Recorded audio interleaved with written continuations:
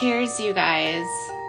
She can work, but maybe she can't handle her financial life. Maybe she struggles with boundaries with people. I don't have anything on my nose. There's nothing on my nose. It's a filter. I have a son that will have to have a guardianship for when he turns 18. And that doesn't mean that he can't have a job and that he can't have some sort of like independence in his life, but it means that he's not going to have the ability to do tasks in his life that require like daily skills of living. And I think it hits me too, because we're going to have to do this for my son. There's nothing in my nostril. Nothing. Sorry.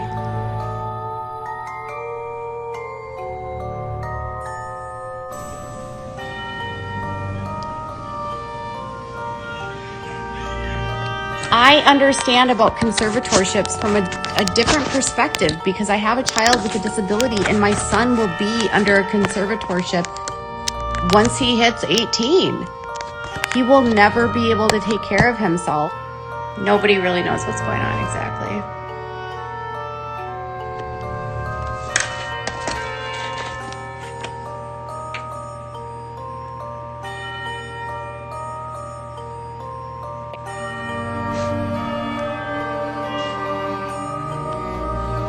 I just looked at my nose and there's nothing in there.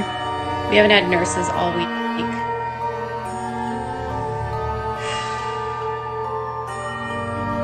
Did you hear that? There were days that the nanny was there from 9 to 9, that not one time during that day that she was with that child did Amber come and interact with her son. For 12 hours. She also said that there were weeks where there were multiple days where Amber did not even see her son. Period. Where she saw her for 1 hour. Right? Is he asleep? I have spent 10 hours in that room.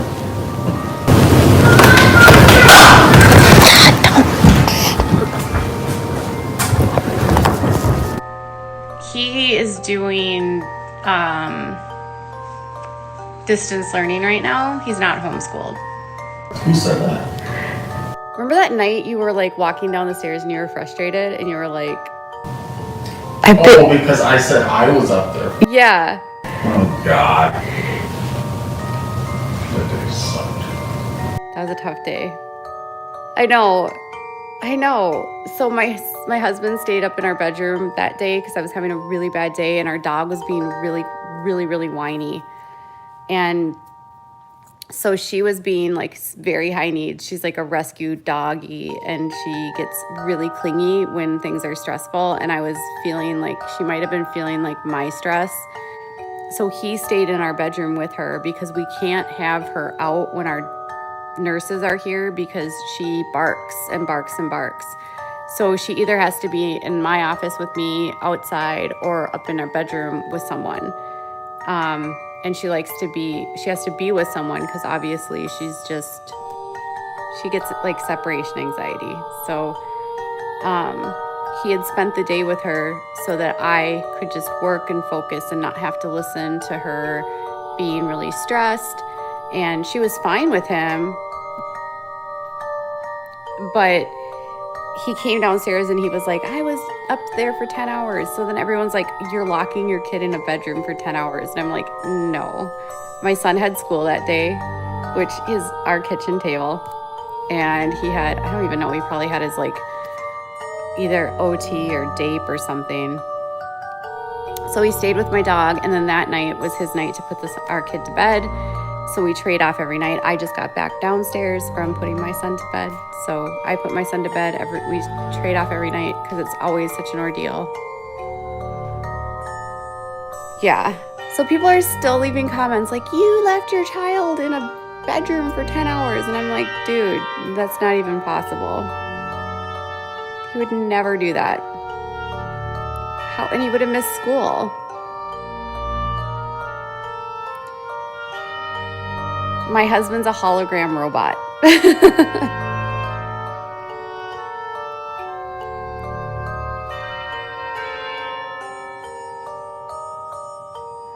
My son is 8, but he's in first grade. He was held back a year.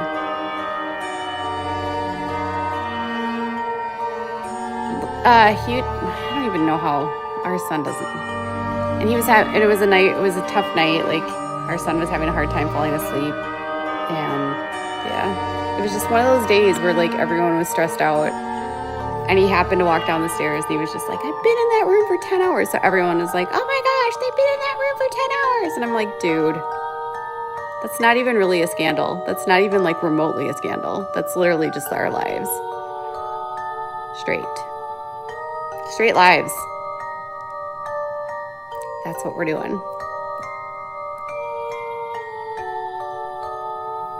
Yes, everyone has those days that are very, very stressful, right? Where you're just like, I don't even know. I'm not going to stop.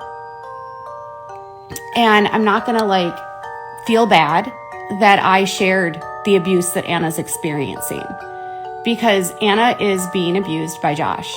And it doesn't matter if it's not my story to tell. Her story is public. Her story is public.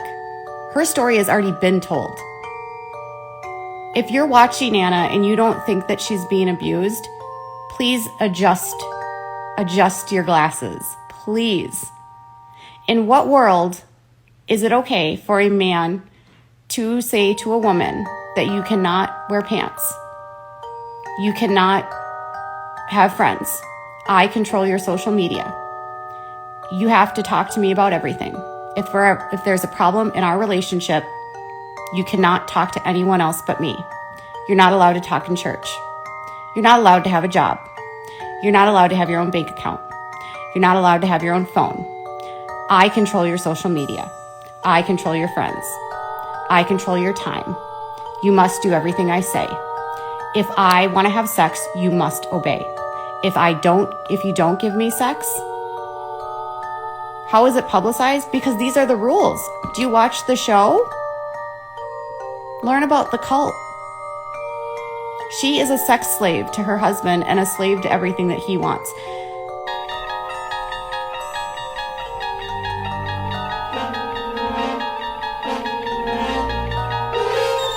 Yes, he bites.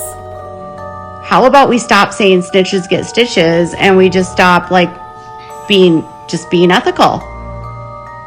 The person doing the illegal shit is the person that's responsible, and everything else is just a scapegoat.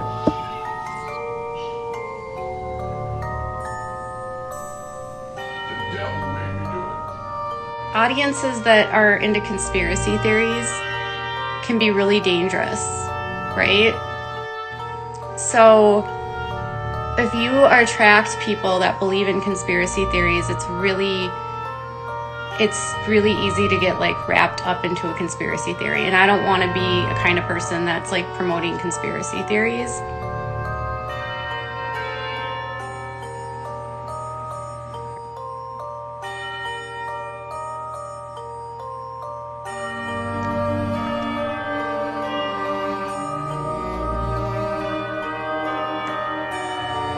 Well, there's always Duggar content constantly. There's so many of them. So many of them.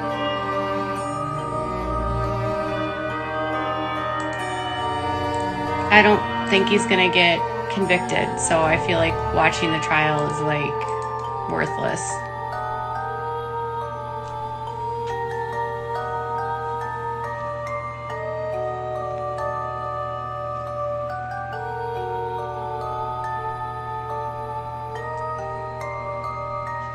All right.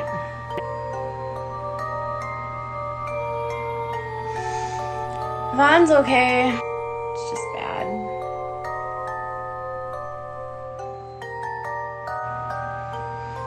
They talked about the president yesterday. They were talking about President's Day, and my son goes, yeah, we had a president and he didn't want to lose, and the people voted him out and he got really mad. And then he did some bad stuff.